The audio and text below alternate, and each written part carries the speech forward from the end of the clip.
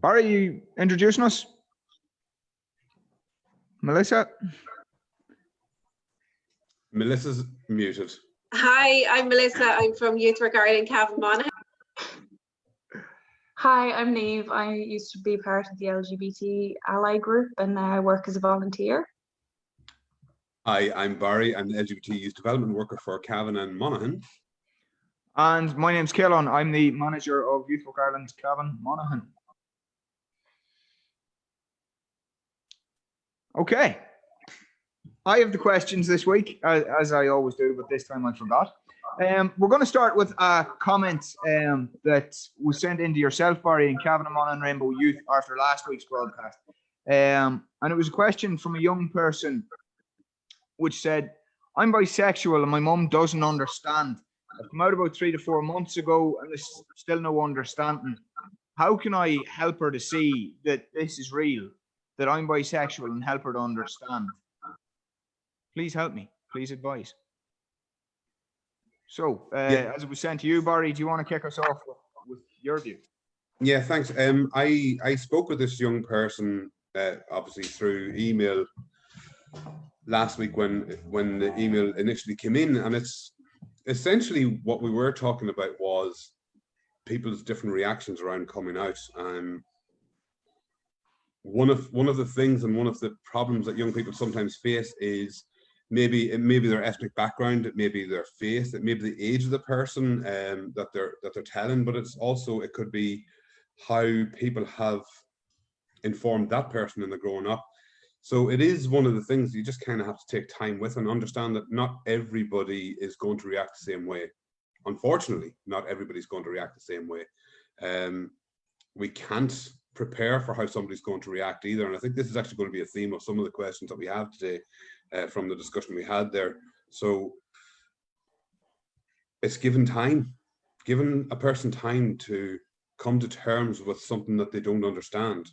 And that a lot of the time is the cause of the fear and maybe the poor reactions is the lack of knowledge of what it is to be LGBT. I don't know, Melissa or Neve, do you want to come in? Yeah, no, I think you're right. It's just giving someone time to let that information sink in. It can be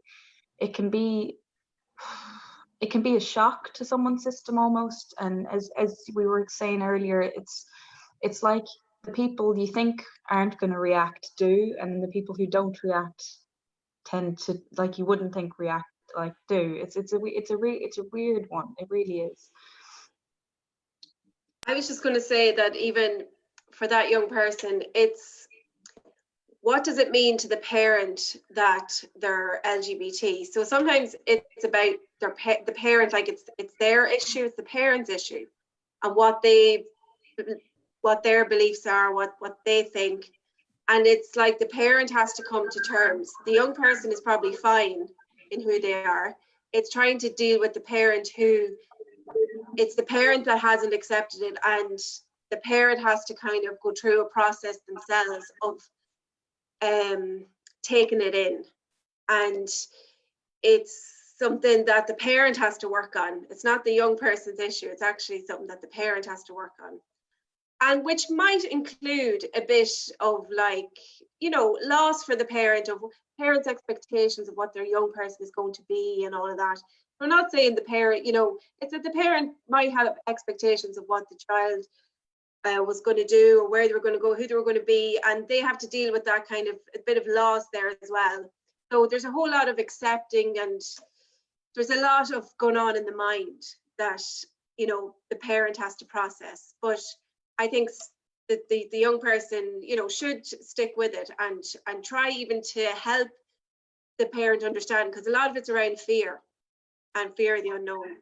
Yeah, like I agree with you, Melissa. It's like those little booklets you can get, like, that understand, like the one we did, or like the one that Barry was showing to us earlier. Even if there was a bit of information there for parents or for anyone, that they'd be able to, I suppose, understand it a bit more. That's it there, isn't it? Yeah. Yeah, and that is it. I think one thing that we need to remember when we're coming out to people as well is we have had time to process our thoughts, to come to terms with who we are ourselves. And using the term "come to terms" is very dramatic, but it's very real, because it can be a massive struggle to figure out who you are in yourself. And as Melissa was saying, your parents may have this roadmap sort of in their mind of who you're going to be, and maybe grandkids and different things like that there, that is going to be impacted. You know, you getting married, all of these things. Now, thankfully in Ireland, things have changed, that there is marriage equality now, and you can adopt and you can foster, and some people can have their own kids naturally, whether it's through surrogacy or whether other means. But these are things that parents don't necessarily think of whenever they hear that their child is coming out as gay or bi or trans. Oh, sorry, and then booklets that I was showing up, we have them there from Belong To. There is one of them that is a guide for parents for young people coming out, and they're available to share digitally. And the other one is a guide for young people as well. Yes, that's the one there. The guide for young people coming out as you. And again, that gives you a bit of advice around coming out to friends, to family, and also the possibility that people will reject, people will not understand what it is to be lesbian, gay, bi, or trans.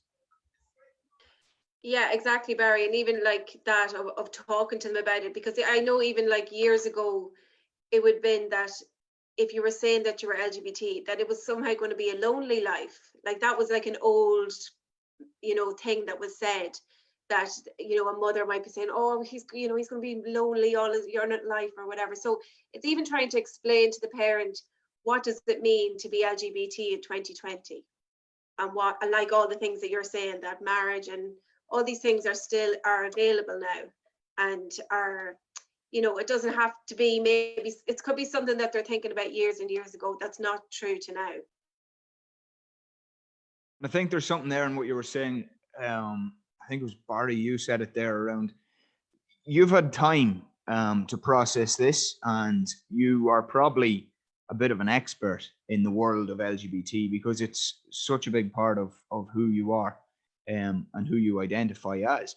So, parents don't necessarily have the background knowledge in the way that you were saying, Melissa, in terms of adopting, in terms of living that life that by no means has to be lonely, or by no means has to be in any way different. So I think that's really important. The other piece, of course, is it's not your issue, but that means that you have no control over time frames. That means you have no control over how long it takes. But just know that it is not your issue at this stage. Look, it kind of leads into...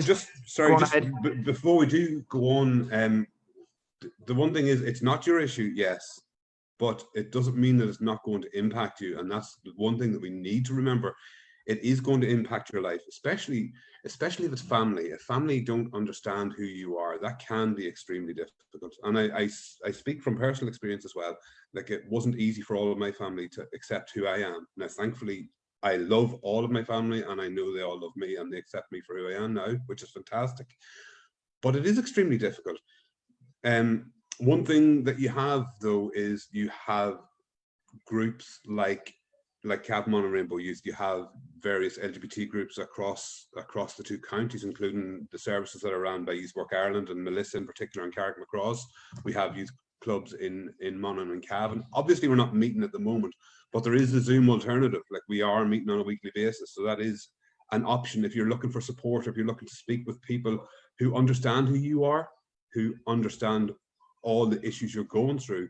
That's an alternative. You can connect through us and maybe join some of our meetings as well. And it's just a chance to explore and get your frustrations out as well.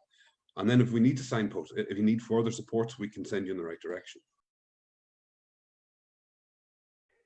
Yeah, absolutely. And, obviously last week, or maybe it was even the week before, we would have talked a bit about the fact that for some people, accessing the likes of Zoom support isn't particularly easy with family in the house and stuff like that as well. But Barry, last week we would have talked a little bit about the LGBT text support line. But also, if it's a non-urgent sort of piece, then you can contact any of the youth workers in Youth Work Ireland. But you can obviously contact Barry directly as well, and your number's there on the screen, Barry. Yeah, that's it. No, it was the first hand. But yeah, you can get on to Barry directly in Cavan and Rainbow Youth. So the next piece is very, very closely related, actually. And it was after last week, I had a parent contact me. And they asked a question that I know we have had as youth workers so many times over cups of coffee, probably for as long as we'd care to remember, around, we talked last week about coming out, and we talked again tonight about coming out. And this parent wants to know, why the bloody hell do you have to come out? And the reason for asking that is, why does anyone have to justify who it is they love? And why don't straight people have to come out as straight?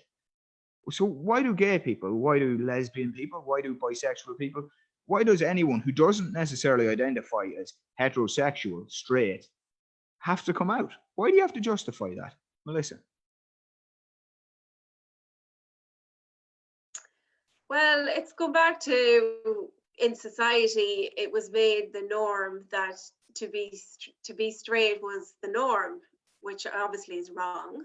But there was a whole, obviously, in society. But I suppose when I was thinking about this question, I want to bring up this thing, that there's a questionnaire, you can look it up online, questionnaire about being straight, and the types of questions like you can hand to any group and just say, like, when did you decide that you were going to be straight? And what made you, did something happen to you that made you become straight? And do you think it's a phase that you're straight? And I love the one of, like, why are you flaunting your straightness around? Why can't you just be straight and not, like, put it in our faces? And when you give that, it's just like you can put it on a sheet and you give that as a questionnaire and you hand it to people. They're like, ooh, you know, like, I've never been asked that before in my life. But if you are LGBT, you get asked those sorts of questions all the time. And it's very, very frustrating. And I think there's even a YouTube video of somebody going up to people on the street saying, do you think it's, you know, natural or not to be gay, or what, or is it a choice? And then they say to the person, so when did you decide to be straight? And they're kind of like, oh, well, I didn't decide, you know. So it's this kind of talk of, like, you know, straight is kind of like just the norm that's there, where it actually isn't. And it's kind of ingrained into our society. So I'm going to leave it there. Yeah, Neve, what do you reckon? Yeah, no, I think Melissa's definitely right. It's like, it's the years of suppression that LGBT people had. That's what it is. It's a society that everyone seems to be straight, but then everyone else isn't. And it's that hiding away where it seems to be a bad thing, but it's not. And it's coming out to, you have to find people like you. And unfortunately, we have to come out to be able to find people like us who are LGBT. And it's stuff like that. It's you don't have to, but in order to find people like you, unfortunately, we do have to come out. And Barry, you talked about language there in the last question. And I think one of the words that's been thrown out already probably captures the essence of this, which is normal. Why do you have to come out? Because normal. So what do you reckon? Yeah, what is normal though? I mean, normal for humanity is pack life. It's relationships. It's building friendships and families and bonds. It's not necessarily about just men and women doing that together. It's about community. It's about everybody sort of accepting each other for who we are, and that's what normal should be. That's what, thankfully, in our society, normal is becoming. But it's not always the way, and not everybody will accept you for who you are. Why do you have to come out? You have to come out so people accept you, so people know who you are. There's no point in hiding who you are as an individual, and straight people don't have to do that. They've never been expected to hide who they are. So why should a gay person hide that they love someone? Love is one of the most natural, beautiful things in this world, and having to hide that just because it makes somebody uncomfortable down the street, that's not the way anybody should have to live. And I don't know, why do you have to come out? Acceptance. And I know we shouldn't have to wait for other people's permission to be ourselves, but being accepted in society is something that everybody needs. And again, it comes back to that pack mentality. If you're not accepted, you're shunned. Why do we have to come out? We shouldn't have to come out. Oh my God, I could go on an absolute rant on this one. It's something that it's sort of for every LGBT person, we have to come out just so people know the true us, the real me, you know. And that's an echo to a Mon and Corlin and Oak video from a couple of years ago. Maybe we could share that later, because that is one of the most beautiful descriptions of being LGBT. Absolutely. Sorry, I am ranting, so feel free to cut across. Yeah, I was going to say, fair play to you for not ranting. But look, I think that's fair, because, you know, this parent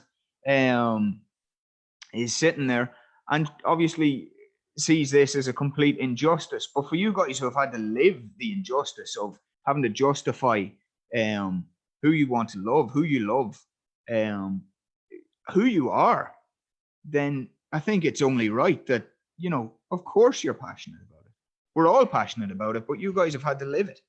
And to be honest, it's a base instinct. Like, for a straight person, it's a base instinct for them to be attracted to the opposite sex. For a gay man, it's a base instinct. It's not something we've any control over. And I know, like, this is going to sound ridiculous, but I have spoken about this before. I remember having these feelings when I was a small kid. I didn't understand them. I didn't know the language. I didn't know that I was going to be discriminated against in my adult life for being a gay person. But this is something that I've known. I can remember, obviously not the feelings that I would have as an adult, but I can remember being attracted to the same sex as a small kid. It was in me. It's something that I haven't learned it. It is just who I am.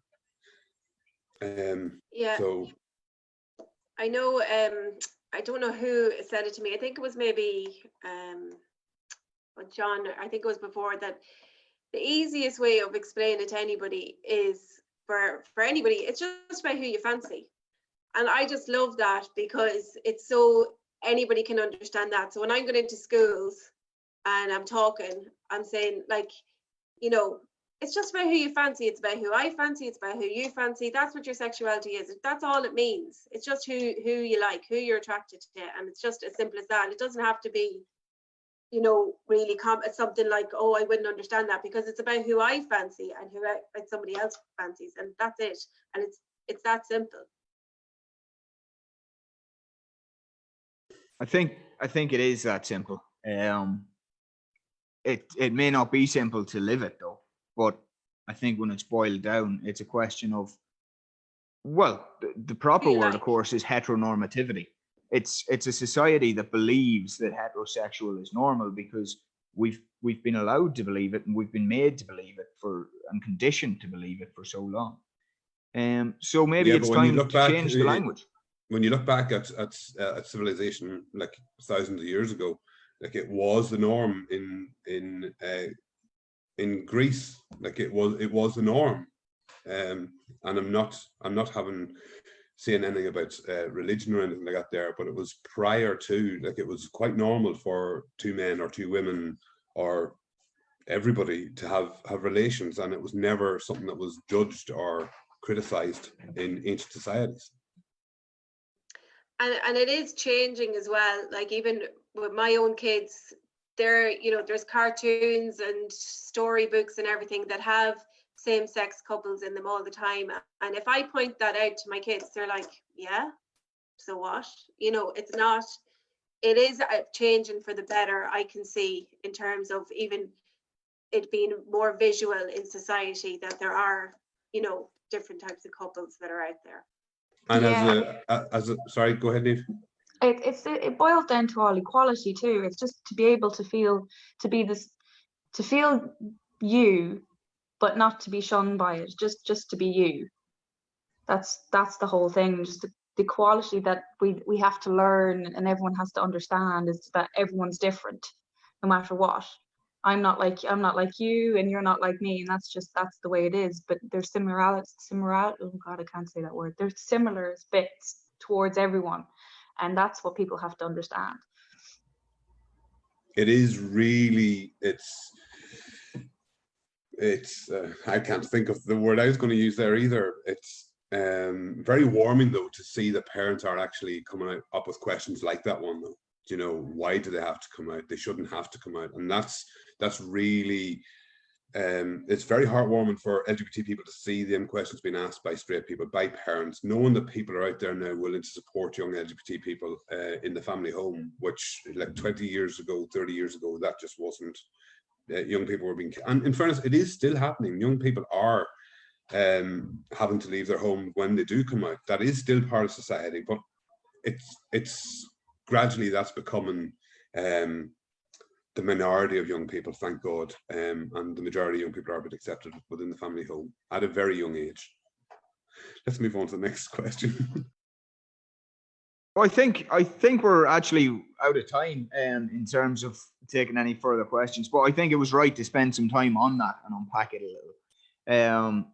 Next week we're back on a different evening, but at the same time. So we're back next Monday at 5:30 with our LGBT panel to discuss any more questions. So if you have any questions on LGBT, please send them in before next Monday, and we'll be back to chat about them then. We'll also be taking a look at the pronouns and the use of pronouns like his and her and what that actually means. But look, I think what we're saying very clearly tonight is that normal is changing and the language needs to change to match it. Especially in a society where we're having our discussions all over Zoom, all the socializing we're doing. There is a new normal in this country. We're going digital, and LGBT people are being accepted. One thing before we do go, Caelan, I just spoke to the panel before we went live. International Day Against Homophobia, Biphobia and Transphobia is this coming Sunday. So we would like people to do whatever they can across social media to sort of show solidarity with their LGBT ally or people around Ireland, because people still feel isolated. Like some of the young people that have written into us over the last couple of weeks, there is still isolation. Now, especially we're being physically and socially isolated, but within the family home, people are feeling isolated. So that show solidarity, of support. Again, flying the rainbow flag. Yes, the rainbow flag is everywhere at the moment, supporting the HSE and NHS staff, and rightly so. We give our best to all them people that are risking their lives to save ours. But again, showing the pride flag or trans flag, bi flags, whatever, on your social media platforms this weekend to show solidarity with people who are the victims. People are the victims. It is still going on across the world where people are losing their lives because they're LGBT. It still happens. So let's stand tall with them. Check in with us on the Cavan Mon and Rainbow Youth page as well, to see if there's any activities going around the country, around the world. We will be sharing that there as well. And there'll be possibly some stories from young LGBT people in the region that have experienced transphobia, biphobia, homophobia in their own lifetimes. Just if you don't know what it's like, maybe these wee stories, should they come forward, will help you understand.